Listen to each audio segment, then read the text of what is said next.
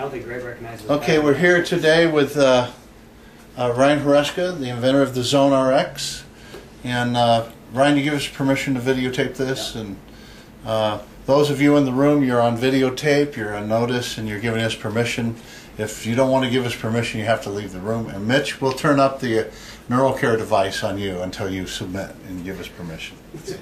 But everybody gives us permission. Let me hear a yes. Yep. Yes. Okay. All right, Ryan, this is informal, and we don't have real prepared comments, but give us an overview of the whole process, how this developed, and what we're dealing with here, and what the issues are that we're dealing with, and how the device you've invented can benefit patients, and what you've seen. I guess really for bottom line, we're just trying to offset a normal human pattern that we all have, everybody has, and the patients I've worked with and the people in this clinic, and they all have that same pattern. We all typically it's a right leg dominant type pattern. In this country, we all live on the right legs anyway. We drive cars, we go check out counters, so it just strengthens that pattern. We don't even know we're doing it. So basically, and I don't know if you want me to just start by showing the positional stuff and kind of what kind of happens. We want you to relax, be yourself, and try to convey to us what you've seen with patients over the years, with the thousands and thousands of patients that you guys have monitored that have come in with back pain, etc. The whole development of this device was one of your patients has a manufacturing plant, and he used the protocols to recover from his severe back pain, in which he told me life wasn't worth living. He couldn't take it anymore. And so take us through the imbalance, then I'll videotape you doing an intake on Mitch, for example. Yeah. Now, we know that Mitch is very imbalanced, but we're also wanting to document that in terms of his spinal. So that's fine. But what we find is on most people, when you get in the right leg pattern, we all have a diaphragm that pulls us to the right. When we come in a wound that runs across an axis across your body, you have a liver that's bigger on your right side. We're meant to be in balance. The problem is we stay there. We don't go back and forth and we sit on toilets. We're meant to squat on the ground. So basically what we find is a lot of people's pelvis kind of anteriorly tips and turns a little bit. But as we get older, you see these people and they're hunched over and they're trying to stand up. So he kind of turns like that, and that's really kind of what we're battling. And as you just watch your spine as it turns, now you have a spine that orients to the right, and you have to compensate and come back, and I'll show you what that does to some of these measurements we picked out, so you can identify this type of pattern, this type of problem. But what that does is puts increased strain. So if we talk about back pain, you have increased strain on just that tip forward and turns. Now you have instability, increased strain on either SI joint. You have now a spine that's got to extend to get upright, and then you got a torque turn it back, so you have discs that want to get pushed out, things like that.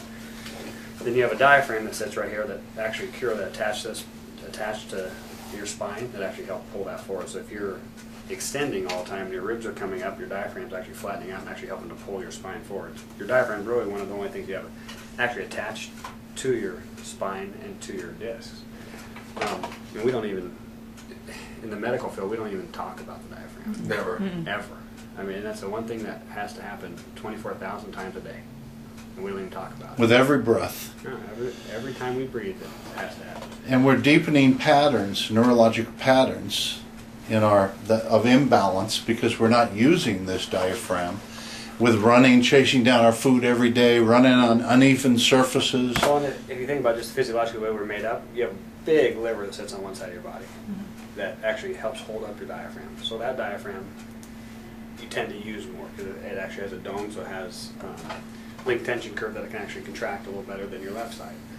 And then so your left side actually flattens out a little more, so then you get that imbalanced pull on your spine or on your thorax or on your pelvis, however you want to think about it. So even when you start talking about pelvic floor type issues, it just goes on. It's about any type issue. You could even maybe relate it to acid reflux or irritable bowel type problems. I mean, things like that. That if just think every breath you take, if your diaphragm's contracting on one side and not the other as much, your bowels get pushed through and they stop. Sit there for a while and then finally it gets pushed through again. you get a diaphragm on your left side that flattens out a little more, so you got a sphincter going into your stomach that starts spreading. So now it can't close. So then say you go for a run and everything starts coming back up. So I mean, there's lots of things you can relate positional stuff to. It's three-dimensional. The rib cage is flowing forward and up. And that's a big problem too. We take X-rays, MRIs, and they're just one dimension. They're a straight picture.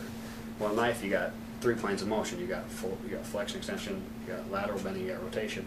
And there's really, besides doing something like this where you can see, you can't really take a picture of it. So hopefully with the measurements we picked out to look at, it kind of looks at 3 different planes of motion and how their body is positioned in those 3 planes. So that's really what we're trying to fight and trying to go against, is just fighting that pattern that we live in every day.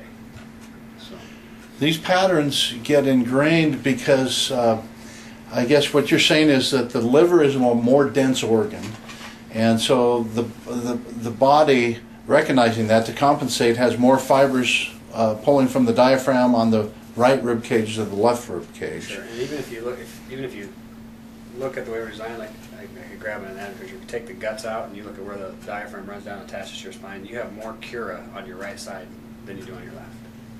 And that's, so every breath you take, you have a more pull to that side. And this is designed, if we're using our body, chasing down the food every day, running 26 miles barefoot, etc., the way we've developed, these are going to be balanced out through the marvelous spinal engine.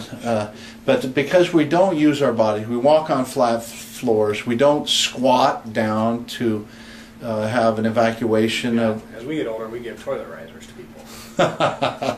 We just the opposite. Further and further away from where we naturally should be going to the bathroom.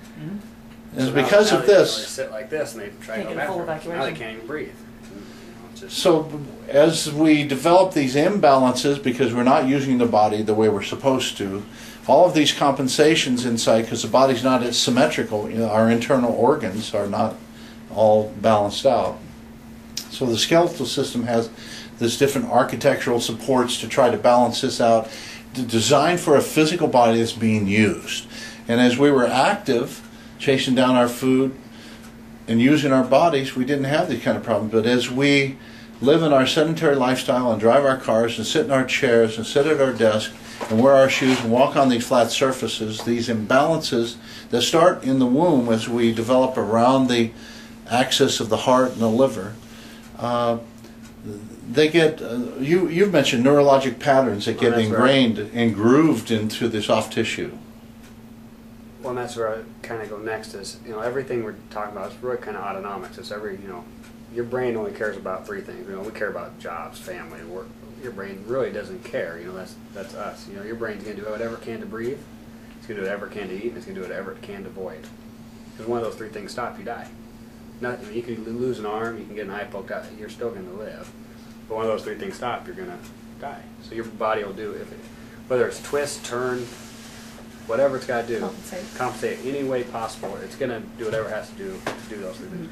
I mean, just going to hospitals, you don't feel they're struggling to breathe. Look at their big chest. Their body is compensating just to get air. And that's just part of human nature. We're going to do whatever we can to stay alive. So those patterns just get worse and get ingrained and just keep going unless like people we see, they don't even know they're doing these things. They're standing there talking to you and they don't even know they're doing it. So if you just teach them how not to do some of those things, it helps a lot of people. Really, that's all the ZoneRX is going to do is inhibit the muscle tone that they're in to maintain a position and try to reteach them how to start reciprocally moving again. So when they step on one leg, they can actually go to the other leg and get out of that pattern and go back to the other leg and be able to go reciprocally back and forth.